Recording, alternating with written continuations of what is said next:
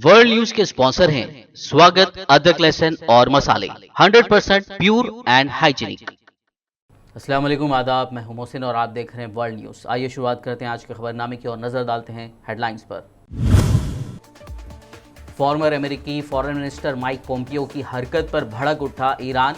Pompeo ने ईरानी commander Qasim Sulemani को हलाक करने पर किया फख्र का इजहार।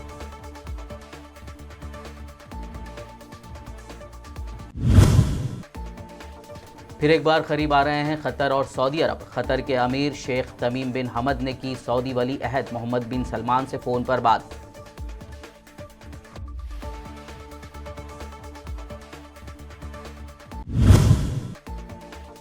म्यांमार में फ़ौज के खिलाफ अवामी मुजाहरों में आई शिद्दत। प्रोटेस्ट कर रहे लोगों पर फ़ौज का क्रैकडाउन। फायरिंग में मजीद कई अफराद के हलाक होने की खबर।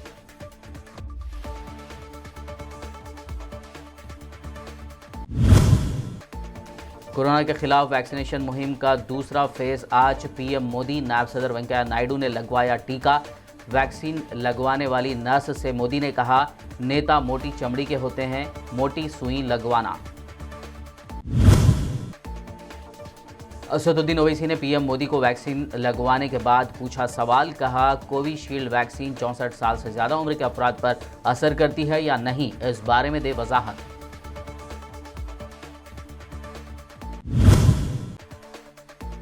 कांग्रेस को मजबूत करने की साउथ में राहुल तो नॉर्थ में प्रियंका की कोशिशें। तमिलनाडु में राहुल गांधी ने लगाए पुशअप्स तो प्रियंका ने आसाम में किया डांस।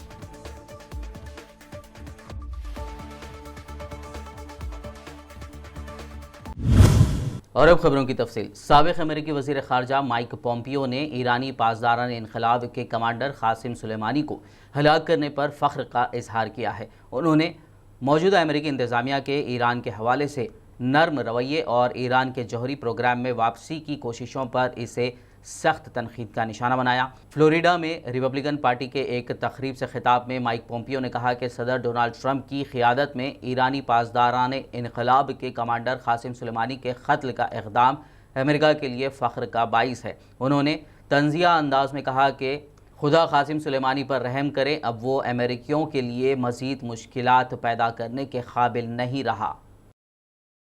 कतर के अमीर अल शेख तमीम बिन हमद अल सानी ने सऊदी अरब के वली अहद शहज़ादा मोहम्मद बिन सलमान बिन अब्दुल-अज़ीज़ आल सऊद से टेलीफोन पर बातचीत की।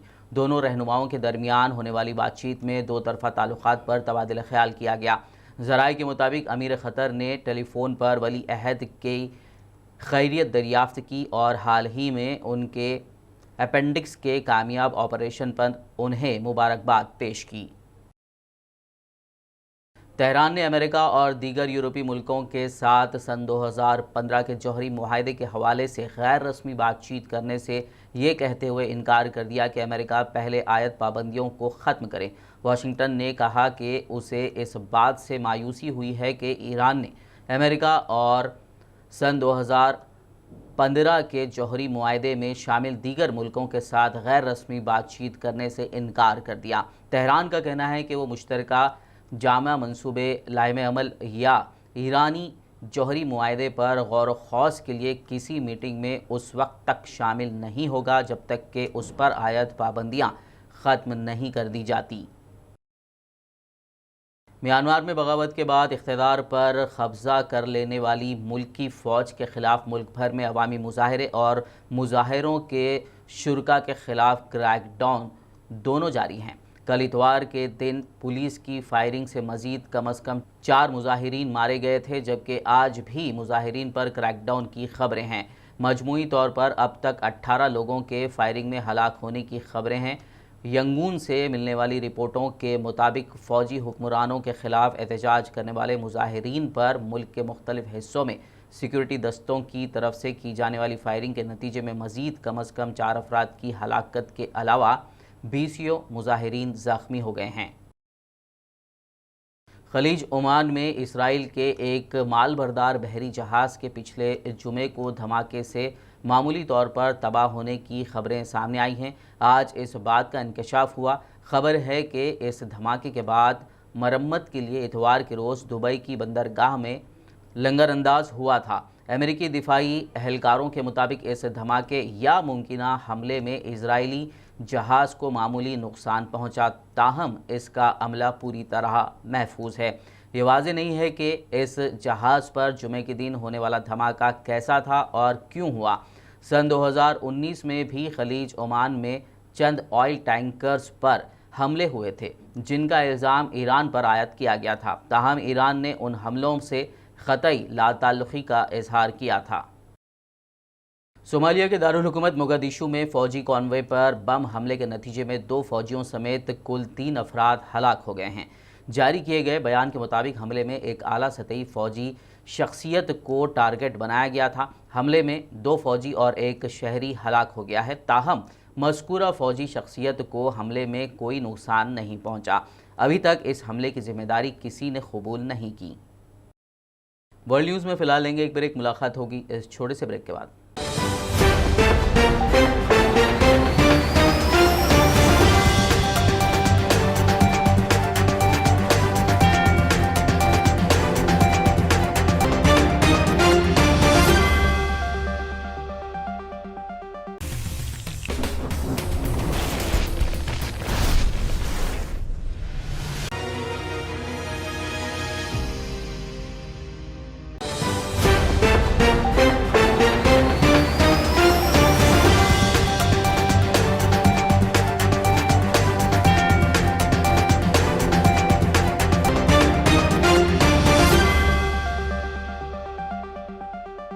ब्रेक के बाद वर्ल्ड न्यूज़ में आपका दोबारा खैर मकदम है। आइए बढ़ते हैं मज़ीद खबरों की जानिब। कोरोना वायरस के खिलाफ वैक्सीनेशन मुहिम का दूसरा फेज़ आज से हिंदुस्तान में शुरू हो गया है। इस मौके पर पीएम मोदी ने भी वैक्सीन की पहली डोज ली है। पीएम मोदी सुबह सुबह दिल्ली एम्स पहुंचे और वैक्सीनेशन का पहला डोज लिया। साथ ही उन्होंने मुल्क की आवाम से वैक्सीन लगवाने की अपील की। मोदी वैक्सीन लेते वक्त मुस्कुराते नजर आए। वैक्सीन लगवाने के बाद जब नर्स ने उनसे कहा कि वैक्सीन लगवा दी गई है तो मोदी ने कहा कि उन्हें पता ही नहीं चला कि कब वैक्सीन लगा दी गई। इतना ही नहीं, खबर ये भी आ रही है कि मोदी ने नर्स से ये भी कहा है कि नेता मोटी चमड़ी के होते हैं, इसलिए उन्हें मोटी सुई लगवाई जाए। दूसरी जानिब नायब सदर जमहूरिया वेंकैया नायडू और बिहार के सीएम नीतीश कुमार ने भी वैक्सीन लगवा ली है। साथ ही नीतीश कुमार ने अपने वादे के मुताबिक प्राइवेट अस्पतालों में भी फ्री कोरोना वैक्सीन लगवाने पर फौरी अमल करने को कहा और ख़बर है कि बिहार के प्राइवेट अस्पतालों में भी फ्री कोरोना वैक्सीन देने का सिलसिला शुरू हो गया है। MIM सरबराह असदुद्दीन ओवैसी ने आज दारुसलाम में प्रेस कॉन्फ्रेंस की। इस दौरान उन्होंने पीएम मोदी के वैक्सीन का डोज लेने का जिक्र करते हुए कहा कि जर्मनी ने कोविशील्ड वैक्सीन के 64 साल से ज़्यादा उम्र के अफराद पर कारगर ना होने की बात कही थी, तो पीएम मोदी इस बात पर वजाहत पेश करें। देखिए, देश में सबको कोरोना वायरस से बचने के लिए वैक्सीन लेना ज़रूरी है, और चाहे वो कोविशील्ड हो या कोई वैक्सीन कोवैक्सीन हो, प्रधानमंत्री ने लिया और लेकर देश को ये बताया कि सबको वैक्सीन लेना है। मेरा मोदी सरकार से एक सवाल है कि जर्मनी की सरकार ने ये कहा है कि जो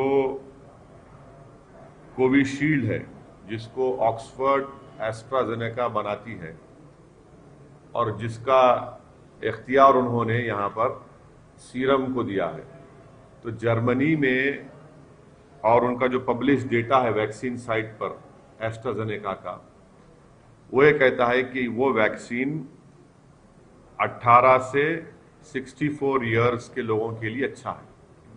64 के ऊपर जो लोगों के लिए उतना इफेक्टिव नहीं है। तो हम मोदी सरकार से पूछना चाहते हैं, क्या ये बात सच है कि एस्ट्राजेनेका का जो कोविशील्ड वैक्सीन है, जर्मन सरकार ये कह रही है कि 18 और 64 इयर्स के लिए अच्छा है, उसके ऊपर के लोगों के लिए इफेक्टिव नहीं है। और आज इत्तेफाक भी यह है कि वजीर आजम ने कोवैक्सीन लिया है। मैं इस बात को मानता हूं कि सबको, देश में सबको लेना पड़ेगा, ये वैक्सीन लेना पड़ेगा, मगर सरकार से हम ये इस बात का मुतालबा करते हैं कि जरा इसका ये जो कंफ्यूजन है इस पर थोड़ा उसको इस कंफ्यूजन को दूर कर दे। एमआईएम सुप्रीमो असदुद्दीन ओवैसी ने मीडिया पर्सन को भी कोरोना के खिलाफ लड़ाई में अहम रोल अदा करने वाला करार देते हुए कहा कि जर्नलिस्ट हजरात को भी कोरोना वैक्सीन लगवाने के लिए जल्द इक़दाम किए जाने चाहिए। मैं सिर्फ ये पूछना चाह रहा हूं कि प्रधानमंत्री भी आज भारत बायोटेक का कोवैक्सीन लिए हैं, तो सरकार को थोड़ा क्लैरिफाई कर दीजिए। वैक्सीन तो सबको लेना है, जान बचाने का, इसमें कोई, मैं तो सबको बोलूंगा कि प्लीज वैक्सीन लीजिए, और खास तौर से जो 65 साल के ऊपर के जो हमारे बुजुर्ग हैं उन सबको लेना पहले है, सबको जाके लेने का। और उसके बाद जो है मैं तो प्रधानमंत्री से अपील करूंगा कि प्रधानमंत्री से मेरी गुजारिश है कि जितने मीडिया के लोग, खास तौर से जो कैमरामैन हैं, जो फील्ड के रिपोर्टर्स हैं, मेरी प्रधानमंत्री से गुजारिश है कि एक स्पेशल ड्राइव कराकर पहले इन लोगों को दिलाइए आप, क्योंकि जितने कैमरामैन हैं, जितने जर्नलिस्ट हैं, वो कम उम्र के हैं।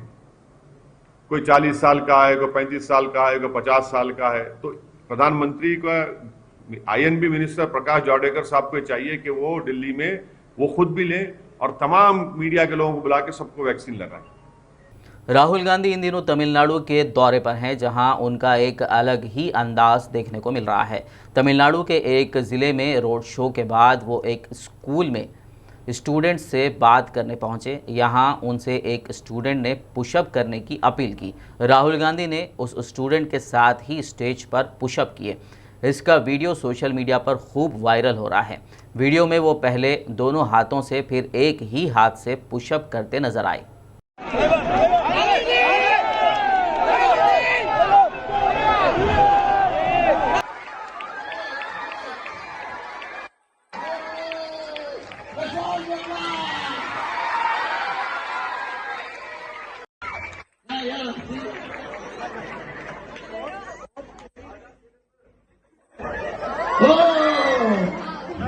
That's good.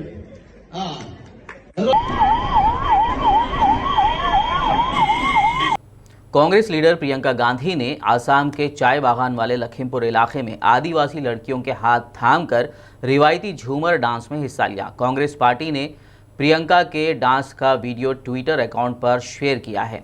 मीडिया और सिक्योरिटी एहलकारों के अलावा भीड़ से घिरी हुई 49 साल की प्रियंका को इस 1 मिनट के वीडियो में ढाल की थाप पर डांस करते हुए देखा जा सकता है। वो लड़कियों की भीड़ से घिरी हुई थी। उन सभी ने लाल और सफ़ेद रंग की साड़ी पहन रखी थी। बता दें कि आसाम में 27 मार्च से 3 फेज़ में इलेक्शन होने हैं।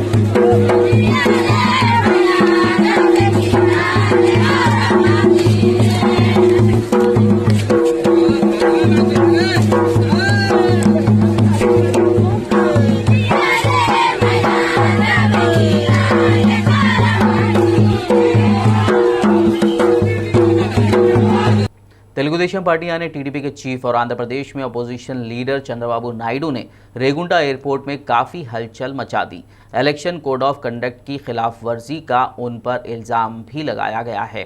उन्होंने चित्तूर और तिरुपति में भूख हड़ताल करने की भी बात कही। इसकी वजह से पुलिस ने चंद्रबाबू नायडू को खबरदार किया है कि रियासत में इलेक्शन कोड ऑफ कंडक्ट लागू है। इसकी वजह से आपको हड़ताल की इजाज़त नहीं दी जा सकती। అవునండి నేను ఎందుకు వచ్చాను చెప్పాలి కదా నేను నన్ను అరెస్ట్ చేసుకోండి కొట్టేయండి లేకపోతే ఏంటయ్యా మీరు ఏంటిది వాట్ ఈస్ దౌర్జన్యం దౌర్జన్యం కదా ఇది ఫండమెంటల్ రైట్ లేదా నాకు కలెక్టర్ కలవడానికి వాట్ ఈస్ దిస్ ఏంది ఈ దేశంలో ఏమైంది నేనే హత్యపోతున్నానా 14 సంవత్సరాలు సీఎం గా పనిచేశానయ్యా ప్రతిపక్ష నాయకుడిని ఏం తమాషాలు ఆడుతున్నారు మీరు? నన్ను ఎందుకు డిటైన్ చేసి చెప్పండి. నువ్వు పర్మిషన్ లేదు, నేను ఎస్పీ దగ్గర పోతాను. కాదండి, ఎవరన్నా నువ్వు పిలిపించడానికి నన్ను? నేను ఇక్కడే కూర్చుంటాను. ఎస్పీ దగ్గరికి, కలెక్టర్ దగ్గరికి, తిరుపతి ఎస్పీ దగ్గరికి నేను వెళ్ళాలి. నేను వెళ్తాను, మీరు నా వెనకాల ఫాలో అవ్వండి. నేను ఎక్కడ పోను. నా దగ్గరికి వద్దండి, నా దగ్గరికి నేను అంత గొప్ప వ్యక్తి కాదు. నేను ఎక్కడికి వెళ్తానండి? నేను ఎందుకు నా దగ్గరికి నాకు ఆనర్ వద్దండి. ప్రజాస్వామ్యాన్ని కాపాడండి, దట్ ఈస్ ద ఆనర్. దానికోసం నా పోరాటం. నాకెందుకు నన్ను రెస్పెక్ట్ చేయాల్సిన పనులు? నాకెందుకు రెస్పెక్ట్? బాగానే ఇచ్చారు కదా, బ్రహ్మాండాన్ని రెస్పెక్ట్ ఇచ్చారు.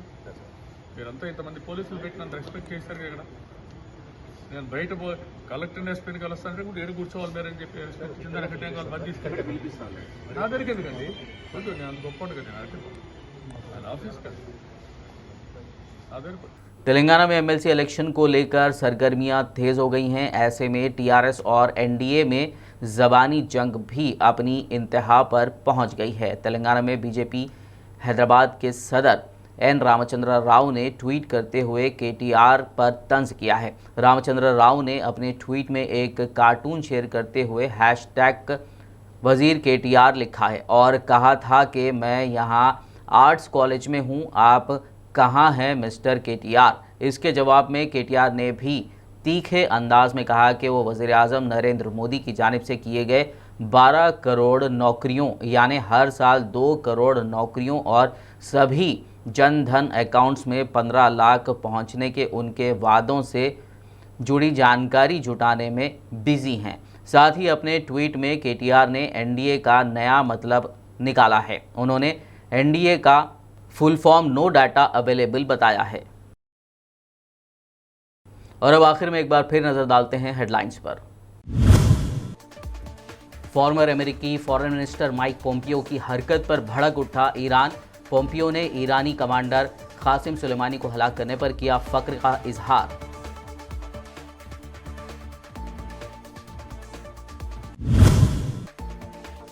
फिर एक बार करीब आ रहे हैं कतर और सऊदी अरब। कतर के अमीर शेख तमीम बिन हमद ने की सऊदी वली अहद मोहम्मद बिन सलमान से फ़ोन पर बात।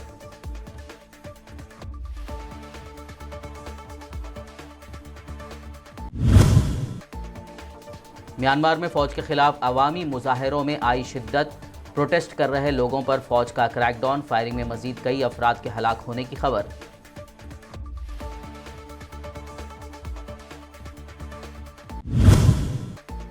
कोरोना के खिलाफ वैक्सीनेशन मुहिम का दूसरा फेज आज। पीएम मोदी, नायब सदर वेंकैया नायडू ने लगवाया टीका। वैक्सीन लगवाने वाली नर्स से मोदी ने कहा, नेता मोटी चमड़ी के होते हैं, मोटी सुई लगवाना। असदुद्दीन ओवैसी ने पीएम मोदी को वैक्सीन लगवाने के बाद पूछा सवाल। कहा, कोविशील्ड वैक्सीन 64 साल से ज़्यादा उम्र के अफराद पर असर करती है या नहीं, इस बारे में दे वजाहत।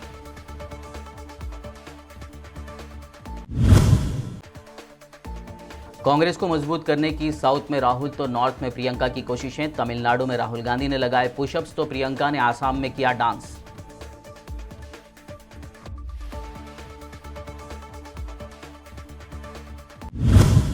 वर्ल्ड न्यूज़ में फिलहाल बस इतना ही। ताज़ा तरीन इंटरनेशनल न्यूज़ के लिए देखते रहिए BBN चैनल। यूट्यूब पर हमारे चैनल को सब्सक्राइब कीजिए। फेसबुक और यूट्यूब के हमारे वीडियोज़ को लाइक और शेयर ज़रूर कीजिए।